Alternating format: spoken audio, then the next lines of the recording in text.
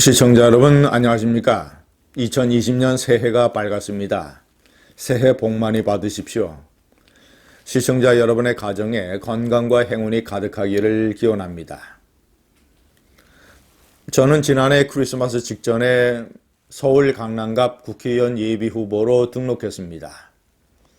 그래서 매일매일 선거운동을 하고 있습니다.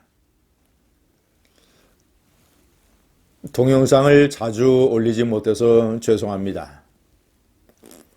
시청자 여러분, 올해는 분노가 정의를 실천을 하는 운명의 해입니다.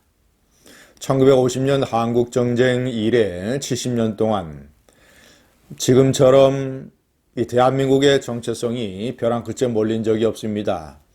문재인 좌파 이 세력이 이 대한민국의 머리, 팔 2개, 다리 2개, 제가 얘기하는 5개의 모든 분야를 철저히 때려부수는 정체성의 위기, 이 위기를 극복하느냐 여부, 2022년 정권 탈환의 보루를 마련하느냐 여부가 올해 4월 총선에 달려 있습니다. 대한민국 역사에서 이렇게 선거가 운명적인 책무를 지게 된 것도 사실 드문 일입니다. 제가 2020년 올해의 여러 가지 숙명적 요소를 정리를 해봤습니다. 첫 번째, 정의를 참칭하는 문재인을 심판하는 한 해가 되어야 됩니다. 문재인은 지난 한 해 비열하게 장막 뒤에 숨어서 자신의 좌파 세력의 행동대를 앞에 내세워서 이 나라의 정의를 유린했습니다. 조국 사태, 울산시장 선거 개입 공작 사건, 제가 여러 번 지적을 합니다마는 비겁하고 무능해서 기자회견도 제대로 못하면서 국민들 앞에 나서지도 못하면서 뒤에서 비열한 미소를 지으면서 정의라는 단어를 참칭하고 있습니다. 신년사도 이런 수준을 내놨습니다. 이웃을 사랑하고 정의를 실천하는 따뜻하고 뜨거운 국민들이 있어 늘 행복합니다. 아니, 집권 세력 자체가 정의의 실천은커녕 정의를 회절하는 일을 일삼으면서, 그리고 이 문별청과 언론과 전교조 탓에 잘못 세뇌되어 삐뚤어진 역사관과 국가관을 가지고 있는 일부 자신을 지지하는 그 세력에게 정의를 실천하는 따뜻하고 뜨거운 국민이라는 이런 위선과 회절의 언사를 헌납하고 있습니다. 제가 두 번째 명기한 대로 제가 선거운동을 하면서 느끼는 것은 이 문재인 좌파 세력을 혼내주라고 하는 조용하고 뜨거운 국민의 함성입니다. 국민의 분노입니다. 혼내줘야 된다.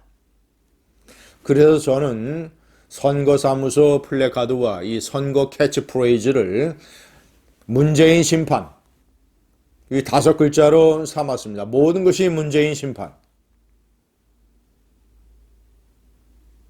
혼내줘야 된다. 국민의 분노가 표를 통해서 드러나야 된다.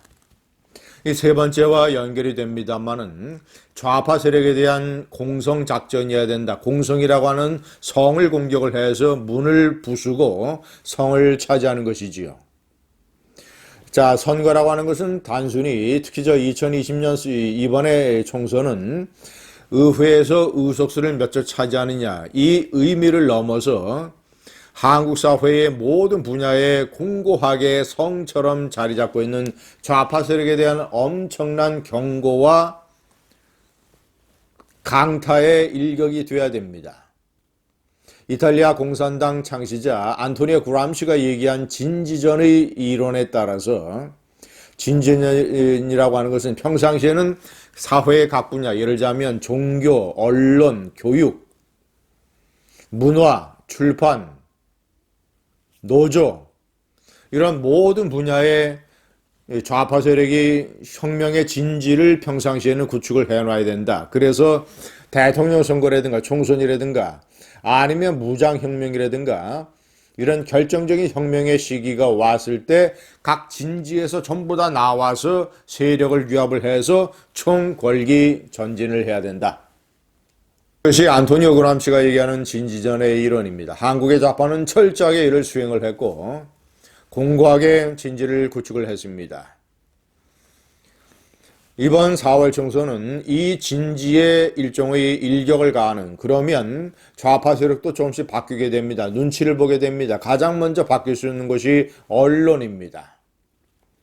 만약에 한국당이 과반수를 차지하고 그 이상을 획득을 하게 된다면 이 좌파 이 언론은 2022년 정권이 바뀔지 모르겠구나 라고 눈치를 보게 됩니다. 눈치를 보게 되면 논조가 점점 좌편향에서 조금씩 변화를 하게 됩니다. 물론 갑자기 모든 것이 바뀌지는 않지만 상당 부분 바뀔 수가 있습니다. 자, 네 번째, 2022년 정권 탈환의 보루를 구축을 해야 되고 그것을 위해서 필요한 것이 1985년 태풍 선거의 교훈입니다. 1985년 2.12 총선 전두환 50 정권의 이 정치에 대한 압박과 압제에 맞서서 양김 세력이 중심이 돼서 신한민주당 돌풍을 일으켜서 관제야당 민한당을 제쳐버린 사건.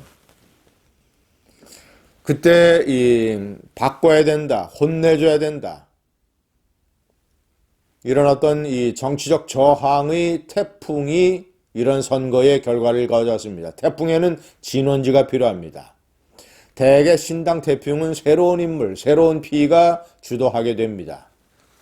당시에도 서울의 돌아온 사형수 이철, 광주의 신기하, 마산, 경상남도의 강삼재, 이런 인물들, 이런 새로운 피가 그런 태풍을 주도했습니다.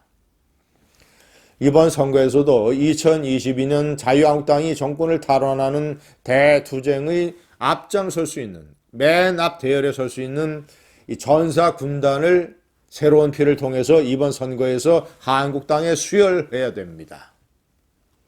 제가 지난번에 말씀드린 대로 저도 그 전사의 대열에 최고 선봉에 서기 위해서 대통령 후보가 최고 사령관이라면 대통령 후보에게는 특수부대장이 필요합니다. 저는 제가 어떤 타이틀을 갖는 이것이 중요한 게 아니라 맨 앞장에 설 수 있는 최고의 전사, 최고의 투쟁가가 돼야 된다는 생각을 가지고 있습니다. 자, 여섯 번째, 2012년 선거의 추억. 시청자 여러분, 이 보수 우파가 가지고 있는 마지막 선거 승리의 추억이 2012년입니다.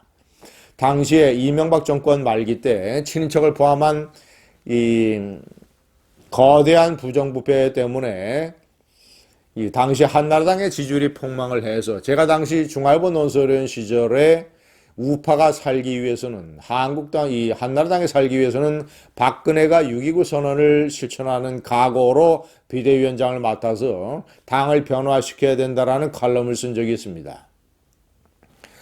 박근혜는 비대위원장을 맡았고 나름대로 변화와 혁신을 실천했으며 당은 152석이라고 하는 집권 세력이 여소야대가 아니라 여대야소를 기록을 했고 그리고 이어진 대통령 선거에서 승리할 수 있었습니다.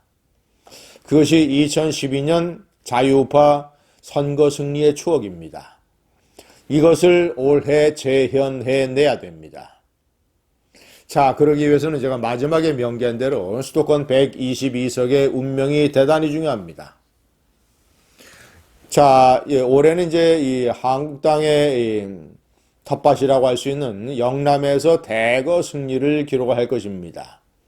대구, 경북, 싹쓸이, 부산, 울산, 경남 40석 중에서 최소 35석, 관건은 수도권 122석입니다.